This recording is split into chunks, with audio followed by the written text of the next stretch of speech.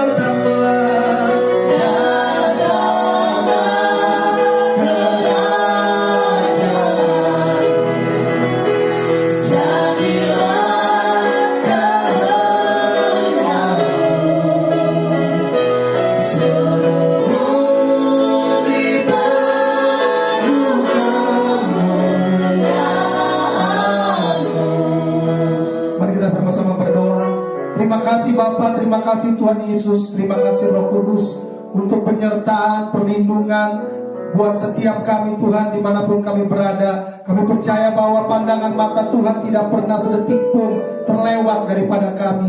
Kami ada sebagaimana kami ada karena Engkau ya Tuhan. Mungkin ada banyak permasalahan-persoalan yang kami hadapi, namun satu hal yang kami tahu, bahwa Bapa yang kami sembah, Yesus Tuhan yang kami sembah, adalah Tuhan yang setia dan tidak pernah meninggalkan kami. Melalui ibadah online Home Ministry pada saat ini ya Bapa, kami rindu dikuatkan oleh Engkau. Kami rindu untuk memberikan yang terbaik, pujian penyembahan yang terbaik hanya bagi Engkau, Raja di atas segala raja, Tuhan yang berdaulat dan berkuasa. Kami buka ibadah Home Ministry di dalam nama Tuhan Yesus Kristus. Haleluya, amin. Mari kita sama-sama menyembah Dia. Kita mau bersyukur bahwa kita punya Tuhan yang hidup. Kita punya Tuhan yang berdaulat dan berkuasa atas kehidupan kita. Kerinduanku Tuhan berada dekat-Mu ya Bapa.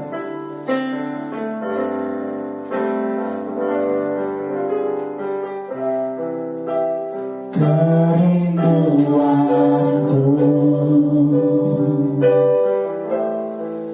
berada dekat-Mu Tuhan.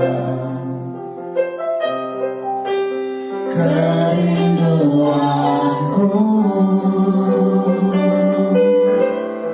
selalu serahkan hatimu. Tak pernah ku bayangkan hidupku tanpamu.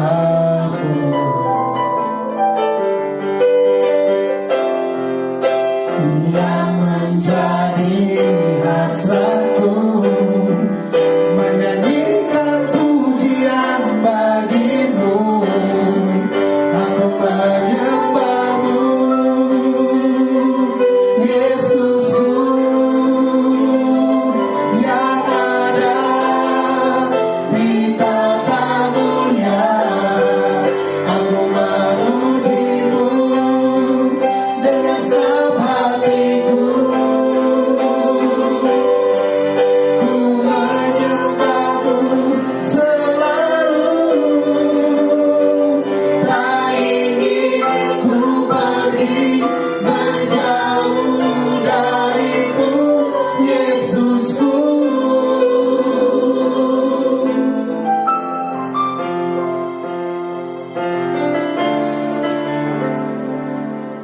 kerinduan kami berada dekatmu ya Bapa. Kerinduanku Berada dekatmu, berada dekatmu Tuhan. oh kerinduanku, Kerinduanku selalu senangkan hatimu, selalu senangkan hatiku. tak pernah ku bayangkan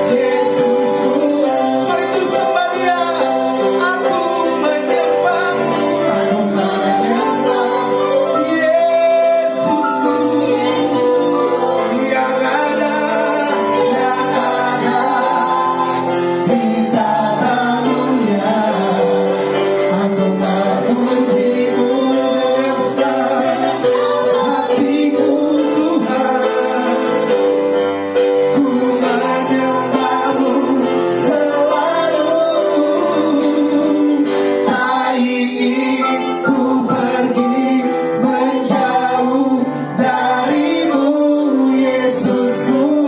Sekali lagi, aku menyembahmu, Aku menyembahmu, Yesus, Yesusku, yang ada di tanahmu ya. Aku memuji dengan senang hati.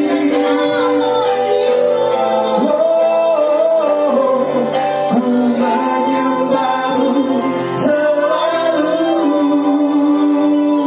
tak ingin ku pergi menjauh darimu, Yesusku. Tak ingin ku pergi menjauh darimu, Yesusku. Tak ingin ku pergi menjauh darimu, Yesusku.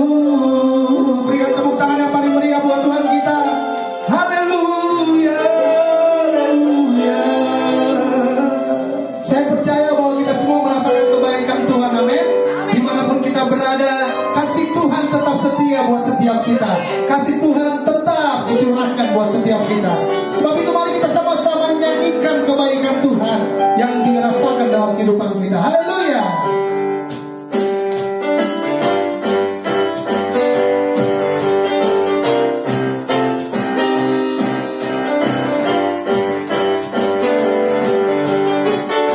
Tiada berkesudahan, tiada berkesudahan. Kasih setiamu Tuhan, selalu baru rahmat-Mu bagiku. Hari berganti hari, telah kulihat kasih-Mu, tak pernah berakhir di hidupku. katakan sama-sama semua. Tuhan Yesus baik, Amin. sungguh amat baik, untuk selama-lamanya. Tuhan Yesus baik, Tuhan Yesus baik. Tuhan Yesus baik, sungguh amat baik, untuk selama-lamanya. Tuhan Yesus baik. Haleluya. Tiada berkesudahan, Tiada berkesudahan, kasih setiamu Tuhan, selalu baru baru rahmat-Mu bagiku. hari berganti hari, telah kulihat kasih-Mu, Tak pernah berakhir di hidupku. Tuhan Yesus baik, Haleluya. sungguh amat baik, untuk selama-lamanya. Tuhan Yesus baik, Tuhan Yesus baik. Tuhan Yesus baik, sungguh amat baik, untuk selama-lamanya. Tuhan Yesus baik. Sekali lagi, nyanyikan kebaikan Tuhan dalam kehidupan kita. Haleluya. Tiada Tiada berkesudahan, kasih kasih setiamu setiamu Tuhan, selalu baru baru rahmat-Mu bagiku. hari berganti hari, telah kulihat kasih-Mu, tak pernah berakhir di hidupku. Tuhan Yesus baik, sungguh amat baik, untuk selama-lamanya. Tuhan Yesus baik, Tuhan Yesus baik. Tuhan Yesus baik, sungguh amat baik, Selamanya. untuk selama-lamanya. Tuhan Yesus baik, Katakan terus Tuhan Yesus baik semua. Tuhan Yesus baik, Come on.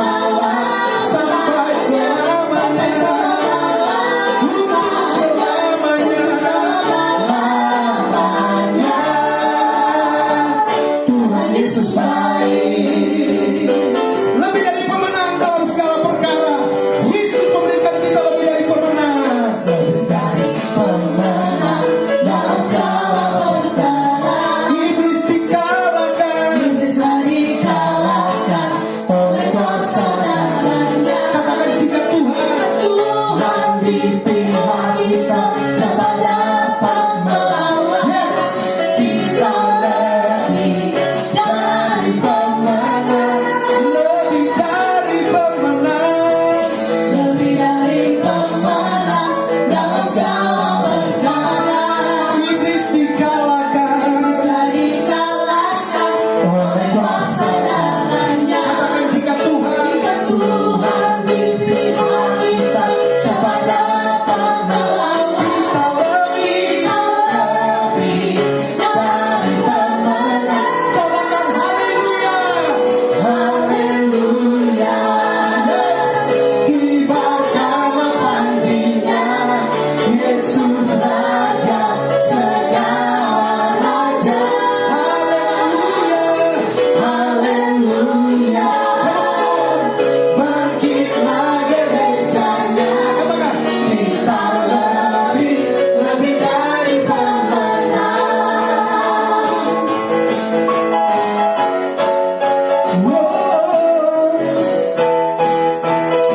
Lebih dari pemenang.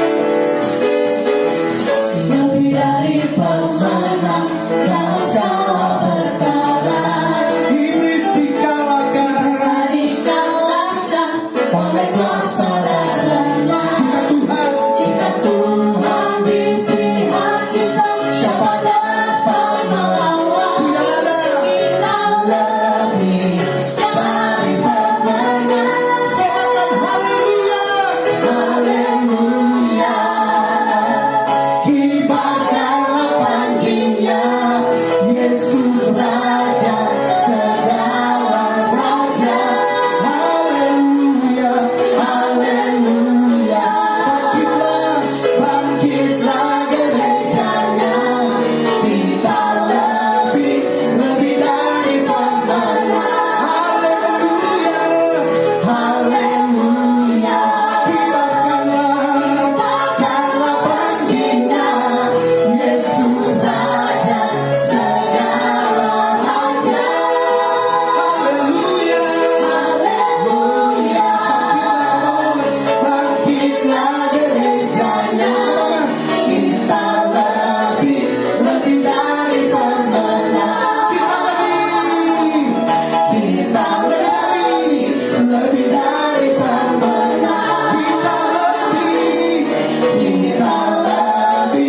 lebih dari pemenang.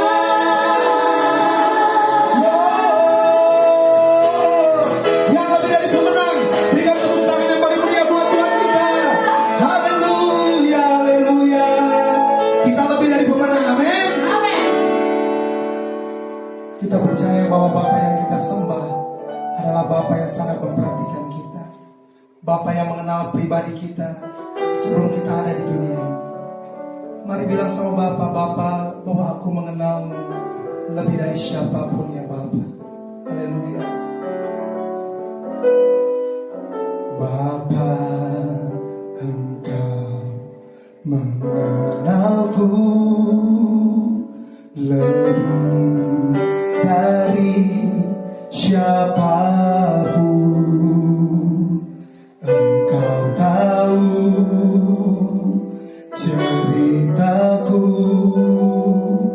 dan isi hatiku. Oh.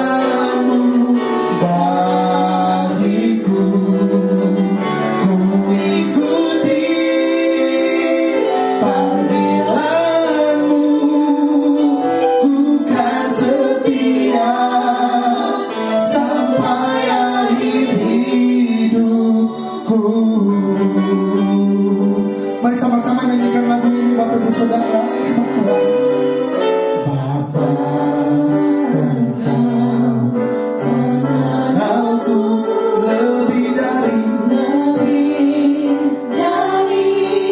siapapun. Engkau tahu ceritaku dan isi hatiku. Tak peduli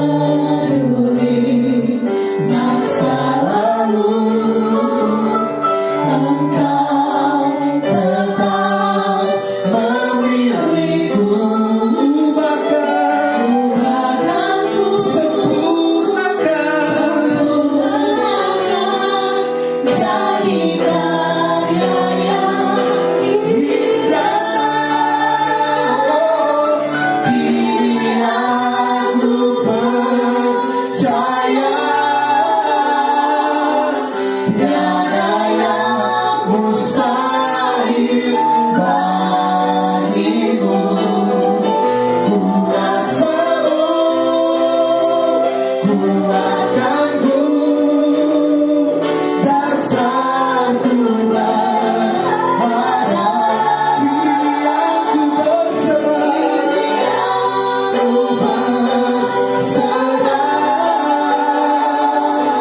pada rancanganmu bagiku. Ku ikuti panggilanmu, ku kan setia sampai akhir hidupku.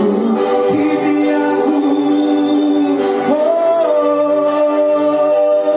kini aku percaya tiada yang mustahil bagimu. Kuasamu kuatkanku, dasarku berharap. Kini aku berserah pada rancanganmu bagiku.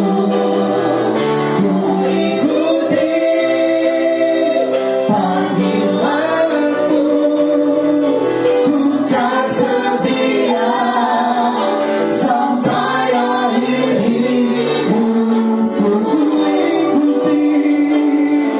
Ku ikuti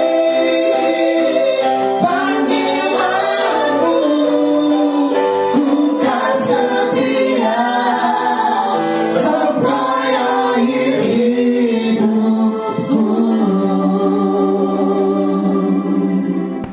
Shalom Bapak Ibu yang dikasihi oleh Tuhan Yesus Kristus. Selamat hari Minggu. Mari kita berdoa sebelumnya.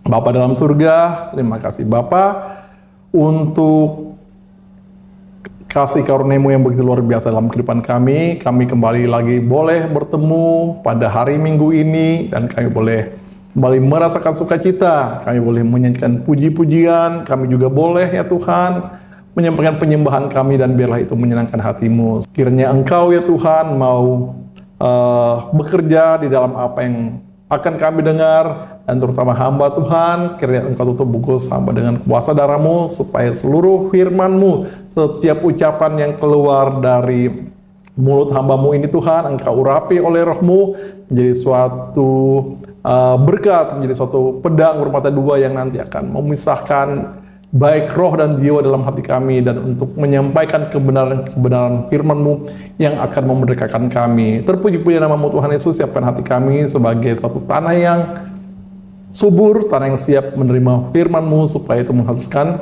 kehidupan di dalam kehidupan kami dalam nama Tuhan Yesus. Kita siap mendengarkan firman Tuhan, katakan bersama, amin. Bapak Ibu yang dikasihi oleh Tuhan Yesus, pada saat ini saya akan membicarakan khususnya tentang pribadi Yesus Kristus. Pribadi Yesus Kristus ini Yesus Kristus ini adalah tokoh sejarah. Kita lihat tokoh sejarah. Yesus Kristus adalah orang pribadi yang betul-betul pernah menginjakan kakinya di atas muka bumi. Bukan tokoh fiktif.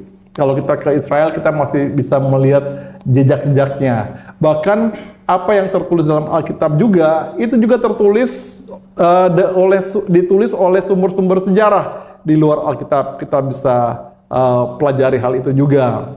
Sehingga kita bisa tahu bahwa Yesus Kristus adalah suatu tokoh sejarah. Bahkan kalau kita di gereja-gereja mainstream itu masih menyampaikan pengakuan iman, selalu dikatakan, aku percaya pada Yesus Kristus, anak yang tunggal Tuhan kita, yang dikandung dari Roh Kudus, yang lahir dan menderita di bawah pemerintahan Pontius Pilatus. Kenapa kata Pontius Pilatus itu selalu disebutkan dalam pengakuan iman? Karena Pontius Pilatus itu adalah tokoh sejarah. Pontius Pilatus adalah pejabat pemerintah Roma yang saat itu berkuasa di daerah Yudea, di Israel saat itu. Dan dia adalah tokoh sejarah, sehingga biasanya kehidupan setiap orang pada zaman itu selalu dikaitkan dengan siapa yang berkuasa pada zaman itu. Artinya, kita bisa melihat bahwa Yesus Kristus adalah tokoh sejarah, manusia yang betul-betul hidup di dalam sejarah. Tetapi Yesus Kristus itu, kalau kita pada waktu Natal, kita biasa juga membacakan ayat-ayat nubuat di Mika 5, dikatakan bahwa Mesias itu yang akan lahir di Bethlehem adalah pribadi yang permulaannya sejak purbakala, sejak dahulu kala. Artinya bahwa Yesus Kristus itu betul, dia adalah manusia yang lahir sekitar, menurut perkiraan, sekitar tahun 2 sebelum Masehi. Tetapi dia adalah pribadi juga yang mempunyai keberadaan pre-eksistensi sebelum dia menjadi manusia yang sudah hadir jauh sebelumnya sesuai dengan apa yang dikatakan oleh Alkitab. Dan itu bukan sesuatu yang dikarang-karang oleh murid-muridnya di kemudian hari. Karena banyak yang mengatakan, oh, Yesus Kristus itu baru menjadi Tuhan, baru dilantik sebagai Tuhan di tahun 325 menurut pada waktu konsili Nikea. Itu dari mana itu pemahaman itu? Orang yang mengatakan bahwa Yesus Kristus baru dilantik jadi Tuhan di tahun 325 pada waktu konsili Nikea, itu adalah orang yang tidak pernah membaca Alkitab. Karena di Alkitab mengatakan bahwa Mesias, Raja Mesias yang akan lahir itu, yang kita percaya bahwa Mesias itu adalah Yesus Kristus. Ingat, Kristus artinya Mesias. Jadi Yesus Kristus adalah Yesus Sang Mesias, atau bahasa Arabnya Yesus Al-Masih. Dia bukan hanya seorang manusia biasa, bukan hanya seorang nabi seperti apa yang dikatakan oleh beberapa orang, beberapa pihak di luar kekristenan, tetapi dia adalah pribadi yang sudah hadir sejak dahulu kala, bahkan sebelum ada penciptaan, bahkan ketika penciptaan dia ada di situ. Karena dia adalah bagian di dalam pribadi sebagai bagian di dalam Tuhan yang kita percaya, Tuhan yang esa tetapi hadir dalam 3 pribadi. Tuhan yang mempunyai esensi yang sama, satu hakikat yang sama, tapi hadir dalam 3 pribadi, yaitu Bapa, Putra, Roh Kudus. Ini juga suka menjadi suatu hal yang kontroversi.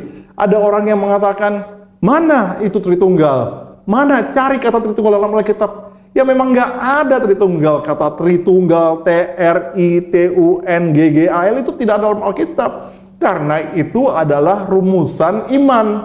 Tetapi konsep tentang Tuhan yang esa tetapi mempunyai 3 pribadi itu sudah ada dalam Alkitab. Bukan hanya ada dalam Alkitab Perjanjian Baru, tapi bahkan sudah ada jauh sebelumnya di Alkitab Perjanjian Lama, di kitab-kitab Perjanjian Lama, kitab suci orang Yahudi, yang juga menjadi kitab suci kita. Amin. Jadi kita mesti dengan jelas melihat hal itu. Karena apa yang kita imani saat ini, kita orang Kristen, saya mau sampaikan, bukan mempunyai iman buta.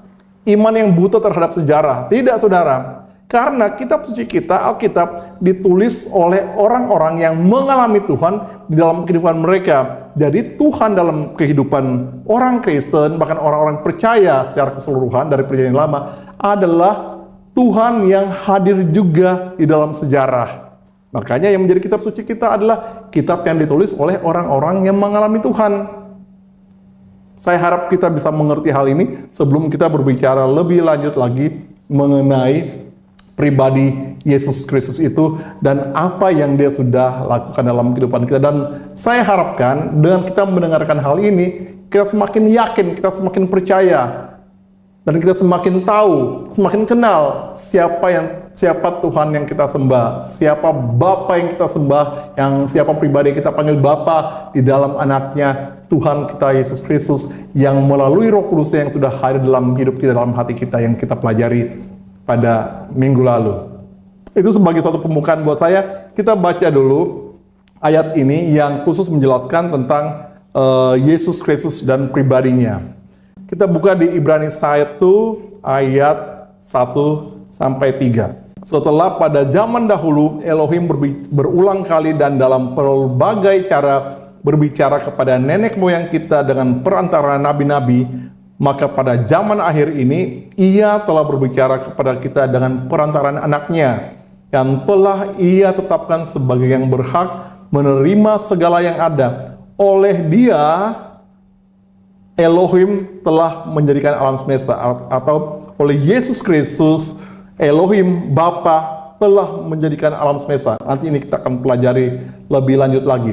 Itu baru Ibrani 1 ayat 1 sampai 2. Saya mau pelajari ini dulu, kita akan bahas hal ini sebelum kita masuk pada Ibrani 1 ayat 3. Dikatakan bahwa setelah pada zaman dahulu Elohim Tuhan berulang kali dan dalam berbagai cara berbicara kepada nenek moyang kita. Maksudnya di sini adalah penulis kitab Ibrani berbicara mengenai nenek moyang orang Ibrani, nenek moyang orang Israel, yaitu orang-orang yang hadir di perjanjian lama. Dengan perantaraan nabi-nabi, maka pada zaman akhir ini, ia telah berbicara kepada kita dengan perantaraan anaknya.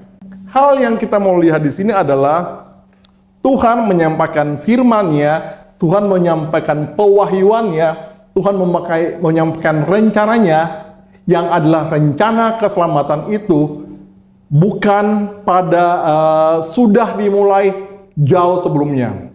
Sebenarnya rencana keselamatan yang Tuhan sampaikan kepada manusia itu sudah tertulis sejak kitab Kejadian. Kalau kita baca di kitab Kejadian, sesudah manusia jatuh dalam dosa, langsung ada nubuat bahwa keturunan perempuan akan memukul kepala si ular yang adalah iblis, dan si ular itu akan menggigit tumitnya. Di situ adalah nubuat tentang ada keturunan perempuan, yang kita tahu bahwa keturunan perempuan itu digenapi oleh Yesus Kristus, karena Yesus Kristus adalah satu-satunya pribadi yang lahir dari perempuan tanpa ayah manusia.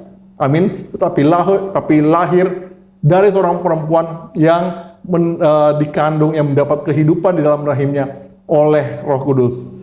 Itu sudah ada nubuat, bahkan sejak kitab Kejadian. Bahkan sebenarnya sebelum kitab Kejadian juga sudah ada nubuat-nubuat yang berbicara tentang Yesus Kristus. Nanti kita akan pelajari. Tetapi yang kita mau sampaikan di sini adalah Tuhan sudah menyampaikan rencana-rencana keselamatannya, karena rencana Tuhan adalah rencana keselamatan. Kalau kita boleh melihat tentang sejarah dunia secara keseluruhan, kita bisa lihat bahwa pada awalnya Tuhan menciptakan manusia dalam keadaan yang di kitab Kejadian mengatakan sungguh amat baik. Amin. Kemudian Kejadian 3, manusia jatuh dalam dosa. Dan sesudah jatuh dalam dosa itu terjadi kehancuran pada manusia, sehingga dikatakan di kitab Kejadian bahwa Tuhan itu pernah menyesal. Tuhan itu berduka, sangat berduka melihat kejahatan manusia, karena yang keluar dari manusia hanya kejahatan belaka, hanya kejahatan semata-mata. Dan itu sangat menyedihkan hati Tuhan. Tetapi Tuhan adalah Tuhan yang setia pada rencananya ketika Dia awalnya menciptakan manusia untuk menjadi serupa dan segambar dengan dirinya. Dan Tuhan mulai mengadakan rencana pemulihan. Tuhan mulai menyampaikan rencana-rencana pemulihan, dan dia memanggil Abraham. Dan dalam perjanjian Tuhan yang Tuhan adakan dengan Abraham, di situ berbicara bahwa keturunan Abraham akan menjadi berkat bagi bangsa-bangsa. Dan kita tahu bahwa nubuat itu kemudian digenapi oleh Yesus Kristus nantinya. Sesudah Abraham, perjanjian Tuhan dengan Abraham, kemudian perjanjian itu diwariskan kepada anaknya, Ishak. Dan perjanjian itu diwariskan kepada anaknya lagi, Yakub, cucu Abraham. Jadi kita lihat perjanjian Tuhan tentang rencana keselamatan itu dari Abraham, turun pada Ishak, turun pada Yakub. Ingat ya, Abraham, Ishak, Yakub. Tidak ada jalur lain. Saya ulangi lagi, tidak ada jalur lain. Kenapa? Karena Abraham mempunyai anak-anak lain selain Ishak. Ada Ismail, ada juga anak-anak dari Keturah. Totalnya ada 6 anak. Tetapi perjanjian keselamatan Tuhan kepada manusia itu Tuhan turunkan lewat Abraham, Ishak, diwarisi oleh Yakub, dan masing-masing mereka kemudian mendapatkan perjanjian dengan Tuhan, karena Tuhan mengulangi perjanjian dengan Abraham kepada mereka. Perjanjian itu kemudian diteruskan. Tuhan mengadakan perjanjian dengan umat Israel lewat Musa, itu di kitab Keluaran. Kemudian perjanjian itu kemudian diteruskan terus kepada bangsa Israel, dan akhirnya ada yang dinamakan dengan perjanjian Tuhan dengan Daud, di mana pada perjanjian Tuhan dengan Daud itu Tuhan menjanjikan bahwa dalam keturunan Daud, pada keturunan Daud akan ada seorang juru selamat yang akan lahir dari keturunan Daud. Karena itu dia disebut yang kita kemudian namakan sebagai Mesias, atau yang diurapi itu juga mempunyai gelar anak Daud. Dan sebagai orang Kristen kita percaya bahwa itu kemudian digenapi oleh kelahiran Yesus Kristus. Yesus Kristus adalah Mesias yang mewarisi secara dagingnya, mewarisi darah dari Daud. Karena Yesus Kristus adalah suku Yehuda, dengan kedua orang tua berasal dari keturunan Daud. Itu mengenapi perjanjian dengan Daud. Tetapi sebelum kedatangan Yesus Kristus, Tuhan Yesus Kristus, itu para nabi sudah berulang-ulang berbicara mengenai tentang rencana keselamatan, perjanjian keselamatan yang kemudian digenapi oleh Tuhan Yesus Kristus. Jadi kita melihat ada suatu progres, dan seluruh progres itu kemudian digenapi oleh Tuhan Yesus Kristus. Sehingga Tuhan Yesus Kristus, yang kalau kita lihat di ayat ini dikatakan bahwa kalau dulu Elohim Bapa berulang kali berbicara kepada orang-orang Israel dengan perantara nabi-nabi, maka pada zaman akhir, yaitu pada kedatangan Tuhan Yesus Kristus, itu berbicara dengan perantaran anaknya. Dengan perantaran, saya ulang lagi, anaknya. Jadi anaknya yang adalah Tuhan Yesus Kristus itu kita percaya sebagai penggenapan dari rencana keselamatan yang sudah Tuhan rencanakan kepada manusia jauh sebelumnya. Anaknya Yesus Kristus itu adalah, saya ulangi, puncak dari kegenapan rencana keselamatan itu. Dan sesudah Tuhan Yesus Kristus, anaknya itu, tidak ada lagi orang yang kemudian sebagai seorang pembawa rencana keselamatan lain. Tidak ada lagi. Dari cabang manapun juga tidak ada. Hanya satu, yaitu Tuhan Yesus Kristus. Amin. Saya harap kita mengerti tentang hal ini. Dan beliau adalah, Tuhan Yesus Kristus adalah keturunan dari Raja Daud. Dan sesudah itu, seluruh perjanjian Tuhan sudah digenapi, sampai kepada kita, itu kita terima dari Tuhan Yesus Kristus melalui para murid-muridnya, dan dilakukan oleh Roh Kudus dalam kehidupan kita.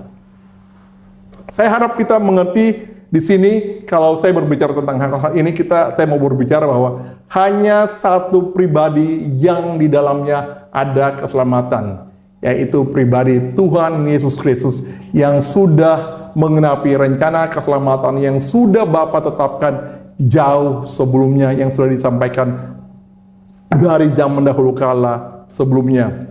Dan dikatakan bahwa anaknya itu, dia telah Bapa tetapkan sebagai yang berhak menerima segala yang ada. Karena oleh Yesus Kristus, Tuhan telah menjadikan alam semesta. Artinya walaupun dia lahir nanti sebagai manusia, tetapi sesungguhnya dia adalah pencipta alam semesta juga bersama-sama dengan Bapa.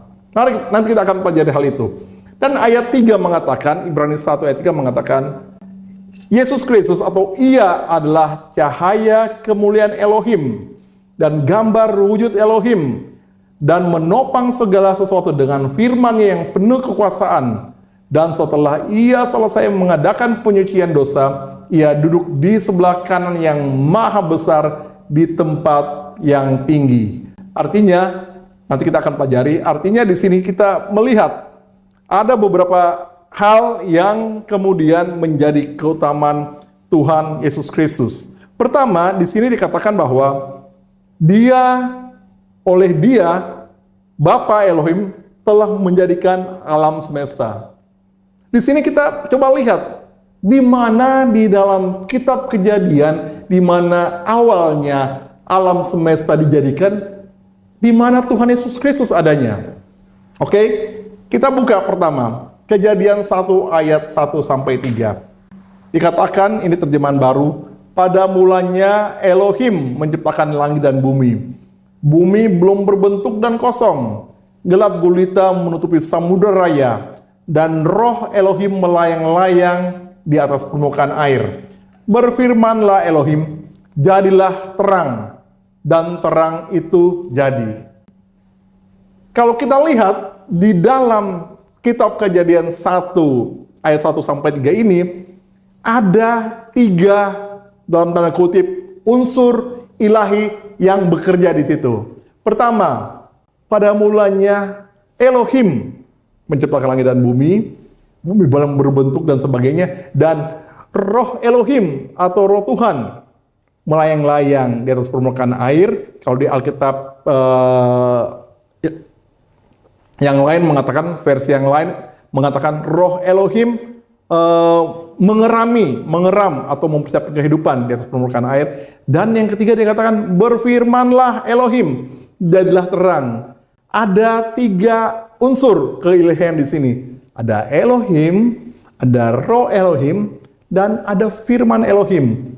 Dan ini kemudian dirumuskan kemudian hari oleh Perjanjian Baru. Di Perjanjian Baru,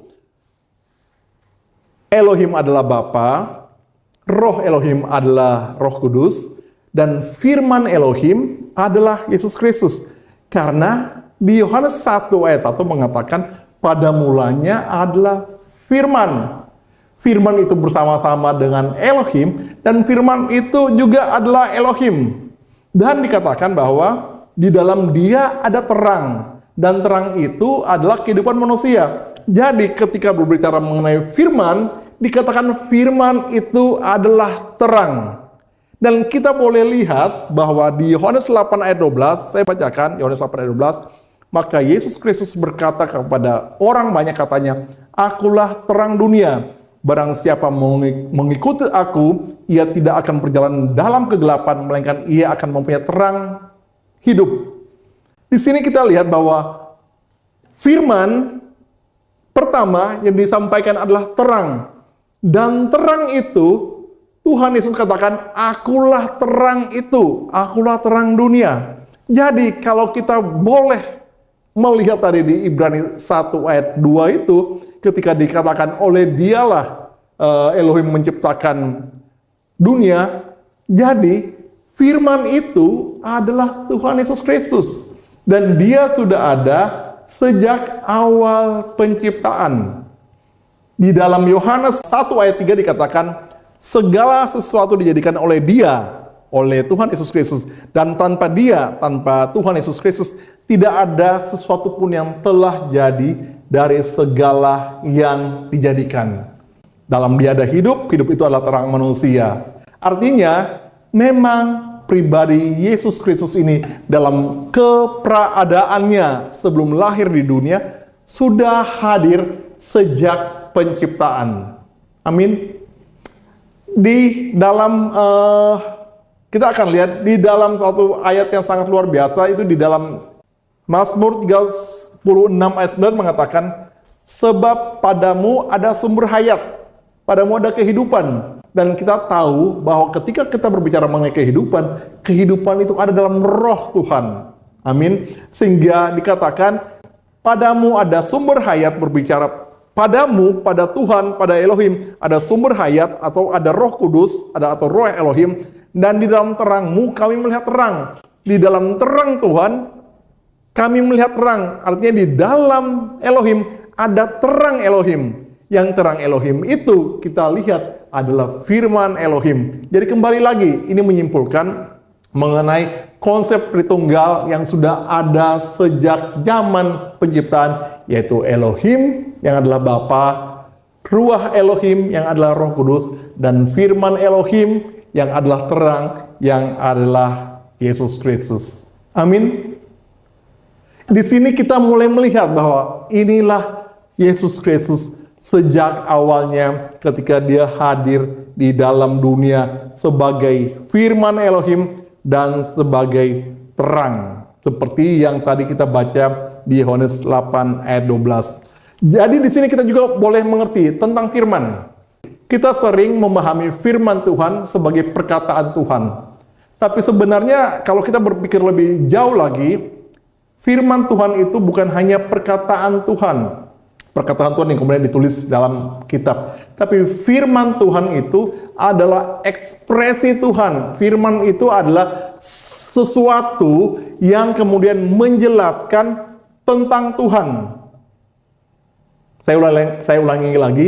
Yang disebut dengan firman Tuhan itu bukan hanya perkataan Tuhan, perkataan ABCD seperti itu. Tetapi yang disebut firman adalah sesuatu yang memancarkan, yang keluar dari Tuhan untuk melakukan pekerjaan-pekerjaan yang Tuhan inginkan. Itu adalah firman Tuhan. Dan firman Tuhan itu adalah Yesus Kristus.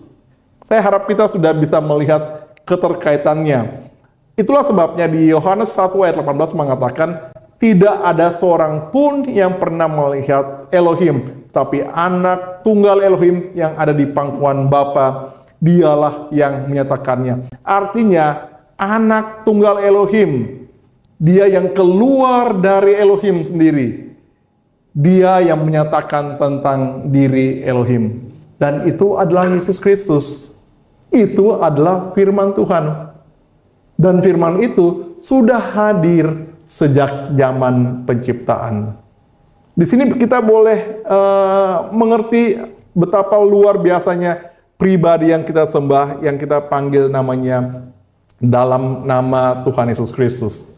Karena dalam keberadaannya dia adalah Sang Firman yang memancarkan kemuliaan, yang memancarkan kehendak Elohim itu sendiri. Itulah sebabnya kalau kita balik lagi di kitab Ibrani tadi, di ayat 3 dikatakan, Ia atau Yesus Kristus adalah cahaya kemuliaan Elohim dan gambar wujud Elohim, dan menopang segala yang ada dengan firman-Nya yang penuh kekuasaan. Dan bagian kedua yang kita lihat di sini adalah Yesus Kristus atau firman Elohim itu. Dia bukan hanya cahaya kemuliaan Tuhan. Dia bukan hanya pribadi yang menyatakan wujud Tuhan. Tetapi dia juga kemudian adalah pribadi yang berkuasa untuk menopang segala sesuatu yang sudah diciptakan, termasuk hidup kita. Jadi hidup kita ini semua diselenggarakan oleh Yesus Kristus. Amin. Di sini kita harus mempunyai keyakinan, apapun yang sedang terjadi dalam kehidupan kita, itu tidak luput dari penyelenggaraan Tuhan Yesus Kristus. Karena dia adalah yang ditugaskan oleh Bapa untuk menopang segala sesuatu yang terjadi di alam semesta ini. Kalau kita lihat keteraturan yang ada di alam semesta, matahari terbit dari timur. Sebenarnya bukan matahari terbit sih, bumi yang berputar sebenarnya. Tapi kita lihat matahari terbit dari timur pada waktunya, terbenam di barat pada waktunya. Kita melihat perputaran bumi, siang, malam, dan sebagainya. Kita lihat perputaran bumi mengelilingi matahari 1 tahun di tata surya, dan juga planet-planet yang lainnya.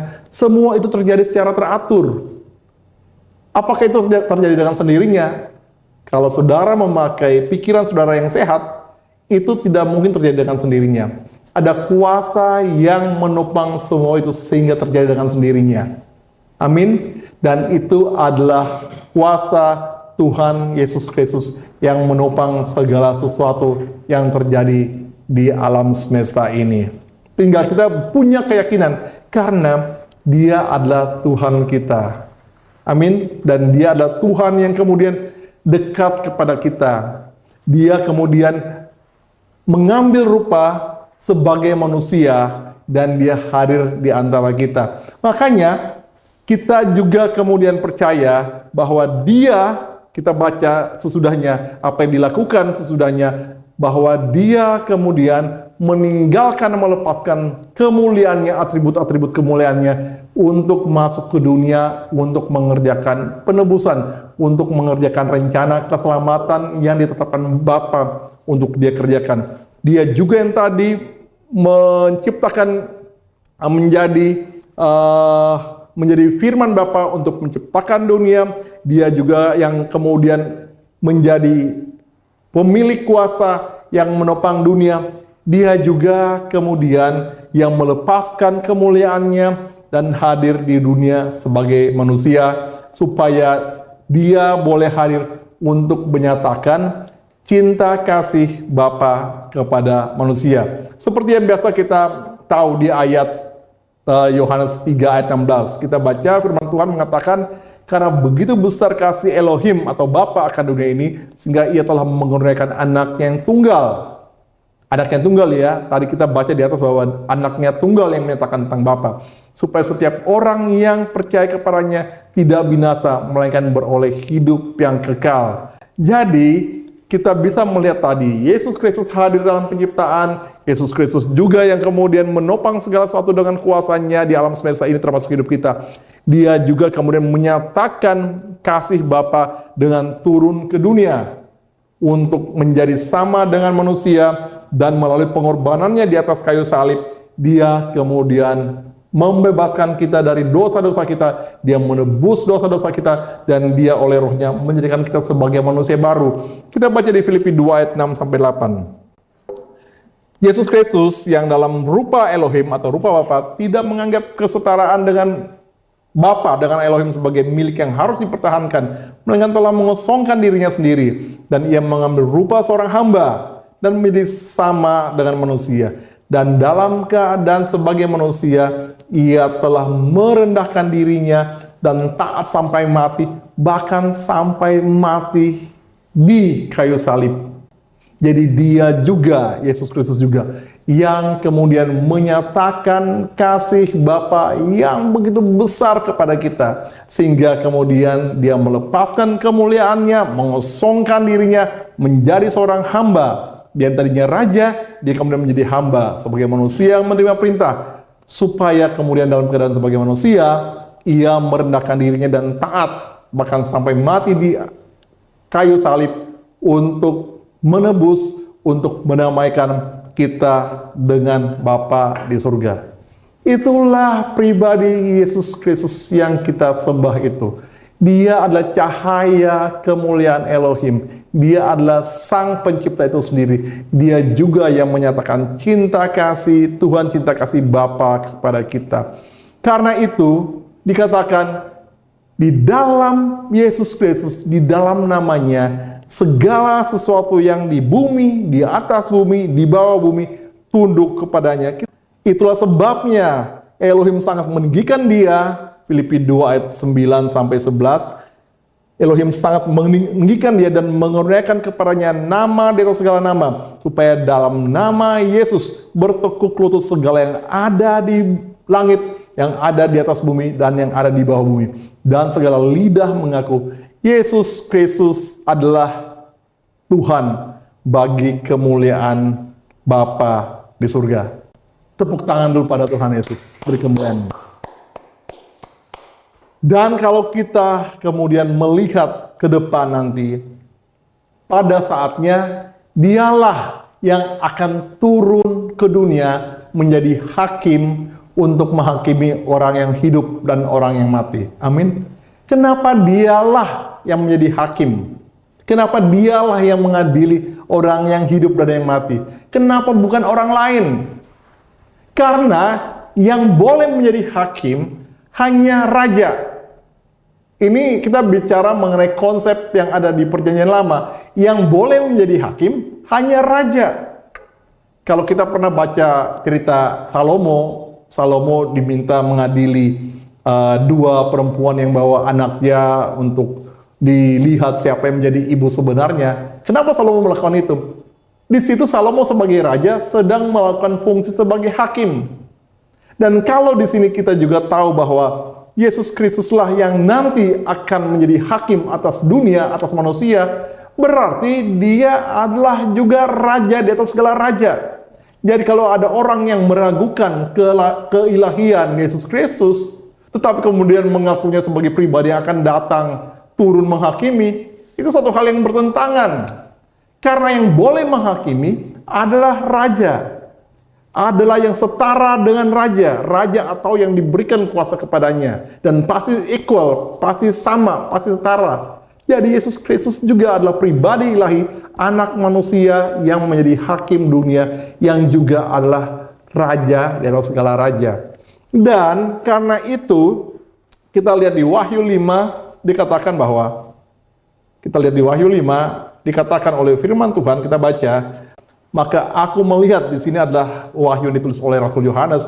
Aku melihat dan mendengar suara banyak malaikat di sekeliling tahta. Makhluk-makhluk dan tua-tua itu, jumlah mereka berlaksa-laksa dan beribu-ribu laksa. Katanya dengan nyaring, anak domba yang disembelih itu layak untuk menerima kuasa dan kekayaan dan hikmat dan kekuatan dan hormat dan kemuliaan dan puji-pujian. Dialah yang layak menerima semua penyembahan kita. Dia yang layak menerima semua kemuliaan. Dia yang layak menerima semua kuasa dan kekayaan dan hikmat dan kekuatan.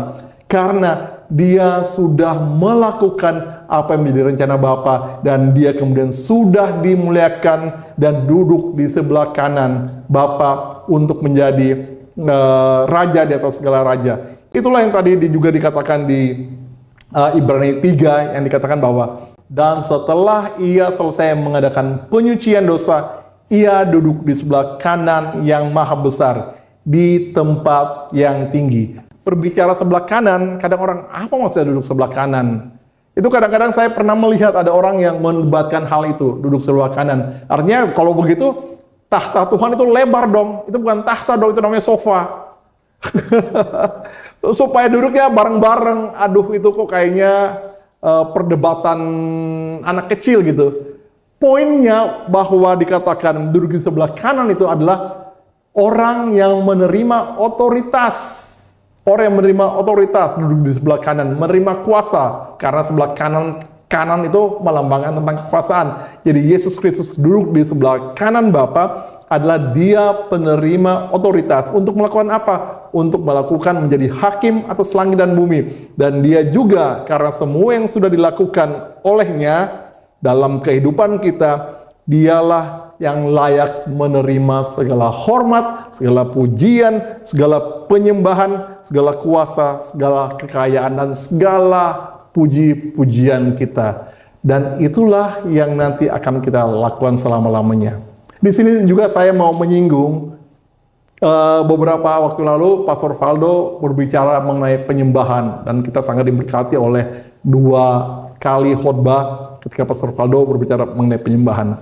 Dan salah satu poin saya sekaligus mengkoreksi yang orang yang suka mengatakan bahwa kita diciptakan untuk menyembah Tuhan. Saya mau sampaikan, Tuhan kita itu tidak butuh penyembahan kita. Kalau Tuhan masih butuh penyembahan kita, itu bukan Tuhan. Karena berarti Tuhan masih butuh penyembahan dari pihak di luar dirinya. Padahal kita diciptakan juga oleh Tuhan. Jadi Tuhan bukan butuh penyembahan kita sehingga kita menyembah-nyembah seperti sesuatu yang kita berikan pada Tuhan. Tetapi ketika kita menyembah Tuhan, karena Tuhan itu layak untuk disembah. Tuhan itu layak untuk disembah untuk semua yang Dia sudah lakukan kepada kita. Minggu lalu kita berbicara tentang apa yang Tuhan lakukan pada kita. Bahwa kita yang seharusnya tidak layak, tetapi kemudian Dia datang ke dunia, memberikan kasih karunia, dan kemudian membuat kita menjadi manusia baru, dan Dia juga memberikan rohnya, dan kemudian melalui roh itu Dia memberikan jaminan untuk kita menjadi ahli waris kemuliaan Tuhan bersama-sama dengan Dia. Karena itu Dia layak untuk kita sembah. Dia layak untuk menerima rasa syukur kita. Tak seorang pun yang layak untuk menerima penyembahan kita selain Yesus Kristus, karena semua yang sudah Dia lakukan dalam kehidupan kita. Saya harap kita mengerti hal ini dan kita bisa berkata, kita betul-betul mengetahui bahwa Yesus Kristuslah satu-satunya pribadi yang layak kita sembah bagi kemuliaan Bapa di dalam Roh Kudus yang sudah diberikan pada kita. Tidak ada yang lain.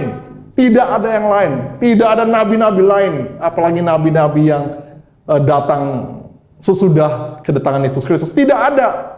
Dikatakan sesudah pada zaman akhir ini, Tuhan memberikan anaknya. Itu sudah final, itu sudah selesai. Tidak ada lagi yang lain. Kalau ada yang lain, itu palsu. Amin. Kita harus pegang iman kita seperti ini. Amin. Dan kelak, Dia akan menyebut kita di awan-awan yang permai. Dia akan memeluk kita akan bersama-sama dengan Dia akan menjadi hakim juga buat kita. Tetapi Dia menjadi hakim untuk melihat apa yang sudah kita perbuat dengan karunia-karunia yang sudah Dia berikan kepada kita. Dan disitulah kita akan mendapatkan mahkota-mahkota abadi, mahkota-mahkota kehidupan yang sudah Dia sediakan untuk kita. Bukan kita ngejar surga, bukan. Surga itu sudah menjadi bagian di dalam status kita sebagai anak Tuhan. Tetapi kita melihat upah, yaitu mahkota-mahkota yang sudah Tuhan sediakan bagi kita. Supaya kita kemudian dimuliakan bersama-sama dengan Dia. Itu adalah tujuan Tuhan menciptakan kita. Sangat luar biasa, saudara. Ketika kita diserupakan dengan Dia, diserupakan artinya kita menjadi pengantinnya, kita menjadi satu dengan Dia, berhadapan muka dengan muka. Disitulah ada yang kemudian di Alkitab ditulis sebagai perkawinan anak domba. Itu kita bisa belajar di lain kali. Disitulah kita bersekutu secara sempurna dengan Dia. Kita disempurnakan semuanya. Diserupakan lagi menjadi dengan Dia. Menerima pemulihan itu. Dan kita akan hadir bersama-sama Dia di dalam kemuliaan. Dan karena itu, Dialah yang layak untuk menerima penyembahan kita. Saya harap kita mengerti hal ini. Memang agak sulit untuk dimengerti, tetapi inilah sebenarnya apa yang disampaikan oleh firman Tuhan. Dan kalau kita mengetahui kebenaran ini, maka kita juga akan mendapatkan kemerdekaan. Amin. Yesus berkata, jika kamu mengetahui kebenaran itu akan memerdekakan kamu. Kita akan merayakan 17 Agustus, hari kemerdekaan kita, dan kita juga dimerdekakan oleh pemahaman yang benar, kebenaran tentang siapakah Yesus Kristus yang kita sembah. Mari kita berdoa. Bapa dalam surga, terima kasih Bapa untuk apa yang boleh kami dengar. Kami boleh belajar tentang Engkau, kami belajar tentang keutamaan-Mu, kami belajar tentang kemuliaan-Mu, apa yang sudah Engkau lakukan di dalam kehidupan di alam semesta ini. Ketika Engkau juga ya Tuhan Yesus menjadi pencipta, ketika Engkau juga Tuhan Yesus yang menjadi penopang kehidupan kami, juga penopang alam semesta itu. Dan Engkau juga Tuhan yang sudah melepaskan kemuliaan-Mu untuk hadir bersama-sama dengan kami, supaya Engkau bisa menebus kami, menyelamatkan kami dari segala dosa-dosa kami, membuat kami ini menjadi manusia baru. Dan kelak Engkau akan mengumpulkan kami bersama-sama dengan Engkau, supaya kami juga mengambil bagian di dalam kemuliaan-Mu. Betapa besar ya Tuhan. Segala sesuatu yang sudah Engkau serahkan pada kami, segala sesuatu yang sudah Engkau sediakan pada kami, biarlah itu menjadi kekuatan kami ketika kami berjalan maju untuk hidup dalam dunia ini. Kadang kami terpedaya, kadang kami terganggu dengan begitu banyak hal-hal, persoalan-persoalan dalam kehidupan kami, sehingga kami lupa bahwa sebenarnya di hadapan kami sudah punya karunia yang begitu besar yang sudah ada di dalam Engkau. Biarlah Roh Kudus-Mu terus berbicara dalam hati kami Tuhan, supaya kami semakin melihat kemuliaan-Mu, dan kemuliaan-Mu itu akan kami bawa terus dalam kehidupan kami hari demi hari, sampai kami bertemu dengan Engkau di awan-awan yang permai, sampai kami dimuliakan bersama-sama dengan Engkau. Dalam nama Tuhan Yesus dan dalam persekutuan Roh Kudus, kita yang sudah diberkati oleh firman Tuhan, katakan bersama, amin. Sobat Home Ministry dimanapun Anda berada, saat ini kita akan masuk dalam sakramen perjamuan kudus. Dan saya persilakan saudara yang ada di rumah untuk bangkit berdiri.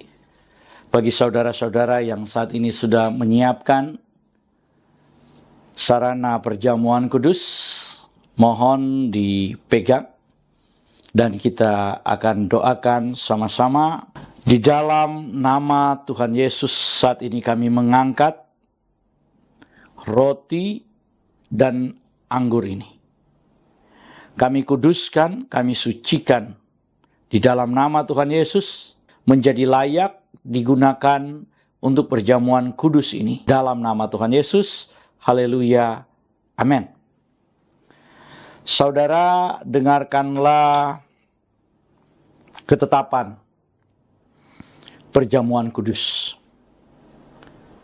Yesus berfirman, "Akulah roti hidup yang telah turun dari sorga. Jikalau seorang makan dari roti ini, ia akan hidup selama-lamanya. Dan roti yang kuberikan itu ialah dagingku, ia akan kuberikan untuk hidup dunia." Maka kata Yesus kepada mereka, "Aku berkata kepadamu, sesungguhnya jikalau kamu tidak makan daging anak manusia dan minum darahnya, kamu tidak akan mempunyai hidup dalam dirimu. Barang siapa makan dagingku dan minum darahku, ia mempunyai hidup yang kekal, dan aku akan membangkitkan dia pada akhir zaman. Sebab dagingku adalah benar-benar makanan, dan darahku adalah benar-benar minuman. Barang siapa makan dagingku dan minum darahku, ia tinggal di dalam aku dan aku di dalam dia. Sama seperti Bapa yang hidup mengutus aku dan aku hidup oleh Bapa, demikian juga barang siapa yang makan aku akan hidup oleh aku. Inilah roti yang telah turun dari sorga, bukan roti yang dimakan nenek moyangmu dan mereka telah mati. Barang siapa makan roti ini, ia akan hidup selama-lamanya." Dan ketika mereka sedang makan, Yesus mengambil roti, mengucap syukur, memecah-mecahkannya, lalu memberikan kepada murid-muridnya dan berkata, "Ambillah, makanlah, inilah tubuhku."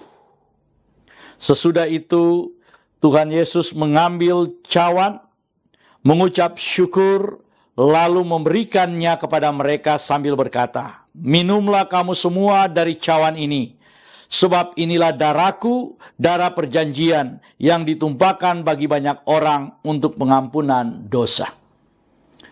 Kalau saudara percaya bahwa roti dan anggur ini adalah penyatuan dengan tubuh Tuhan Yesus Kristus, mari kita angkat lebih tinggi dari kepala kita, dan mari kita sama-sama mengaku, dalam nama Tuhan Yesus, saya percaya inilah tubuh dan darah Tuhan Yesus. Kalau saya makan tubuh Tuhan Yesus Kristus dan minum darah Tuhan Yesus, maka saya percaya semua dosa-dosa saya telah diampuni oleh Tuhan. Saya percaya kalau saya makan tubuh Tuhan Yesus dan minum darah Tuhan Yesus, maka semua kutuk telah dipatahkan. Saya percaya kalau saya makan tubuh dan minum darah Tuhan Yesus, maka semua sakit penyakit saya telah disembuhkan.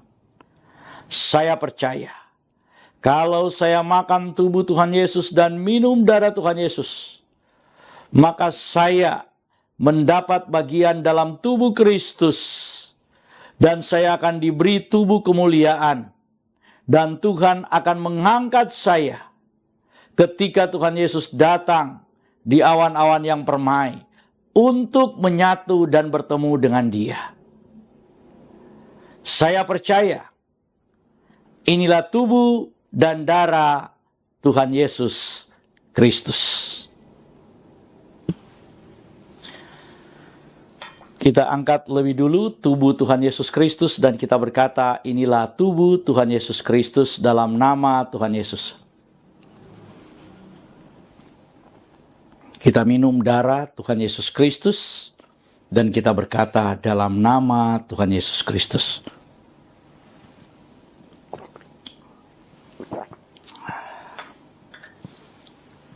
Mari kita mengucap syukur bersama-sama.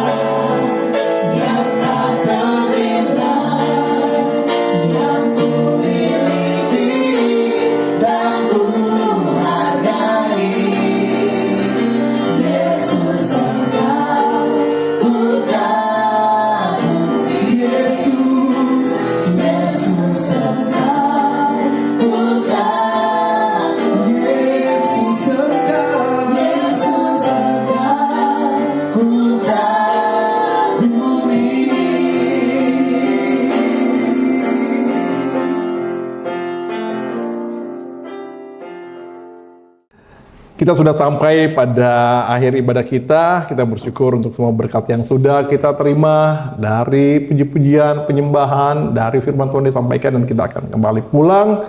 Kiranya sebelum kita pulang, saya akan berdoa dan kita akan menerima berkat Tuhan.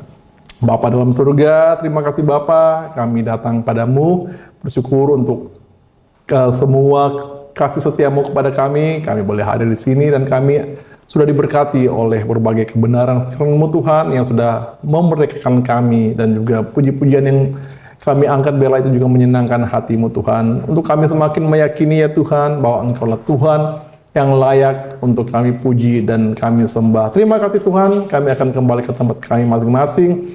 Berkati kami Tuhan dalam kehidupan kami, kiranya Engkau juga melihat segala sesuatu yang sedang kami alami. Engkau Tuhan yang mengerti segala sesuatu, karena Engkau Tuhan yang menopang segala sesuatu. Engkau Tuhan yang tahu pergumulan-pergumulan kami Tuhan. Dan dalam nama-Mu Tuhan, hamba dari atas mimbar juga boleh menyampaikan dalam nama Tuhan Yesus, jika ada saat ini yang mempunyai masalah-masalah kesehatan, dalam nama Tuhan Yesus ada kesembuhan. Kesembuhan dari Tuhan akan turun kepada mereka yang membutuhkannya. Lawatan Tuhan akan turun kepada orang-orang yang membutuhkan lawatannya. Terobosan-terobosan dari Tuhan akan turun pada orang-orang yang memerlukan terobosan-terobosan di dalam hidupnya. Kami tahu ya Tuhan, berbagai macam pencobaan, berbagai macam beban kehidupan sering membuat kami terganggu dari memandang kepadamu saja, tapi kami tahu Tuhan Engkau juga yang bekerja dalam segala sesuatu untuk mendatangkan kebaikan bagi kami, dan itu yang kami percaya, karena Tuhan yang kami sembah adalah Tuhan yang rindu untuk memberkati kami. Karena itu jemaat saya undang untuk bangkit berdiri, kita angkat tangan kita, dan kemudian kita arahkan hati juga kepada Tuhan untuk menerima berkat-berkat-Nya. Segala berkat ini akan datang kepadamu dan menjadi bagianmu jika engkau mendengarkan suara Tuhanmu. Kita jawab dengan amin. Diberkatilah engkau di kotamu, dan diberkatilah tempat bekerjamu. Diberkatilah buah tanganmu, yaitu setiap usaha dan pekerjaanmu. Diberkatilah keluarga dan orang tuamu. Diberkatilah pasanganmu dan saudara-saudaramu. Diberkatilah anak menantumu dan cucu-cucumu dan juga keturunanmu. Diberkatilah engkau pada waktu engkau masuk, dan diberkatilah engkau pada waktu engkau keluar. Engkau tidak akan menjadi ekor tetapi kepala. Engkau tidak akan meminta-minta tetapi memberi. Engkau tidak akan mengemis tetapi kaya. Dan engkau akan menjadi berkat di tengah dunia. Tuhan memberkati dan melindungi engkau. Tuhan menyinari engkau dengan wajahnya dan memberi engkau kasih karunia. Tuhan menghadapkan wajahnya kepadamu dan memberikan engkau damai sejahtera. Kiranya berkat dari Bapa Surgawi kita Yahweh namanya, cinta kasih yang tak terhingga dari anaknya Tuhan Yesus Kristus Yeshua HaMashiach, dan persekutuan yang intim yang indah dengan Roh Kudus, Ruach HaKodes, Ruach Elohim yang hadir dalam hati kita akan menyertai hidup kita hari ini sampai seterusnya dan sampai selama-lamanya, sampai kita bertemu dengan Tuhan Yesus di awan-awan yang permai dan menerima kemuliaannya. Dan kita semua yang sudah diberkati, katakan bersama, amin. Selamat hari Minggu, Tuhan Yesus memberkati kita semua sampai kita bertemu pada ibadah minggu depan. Bagi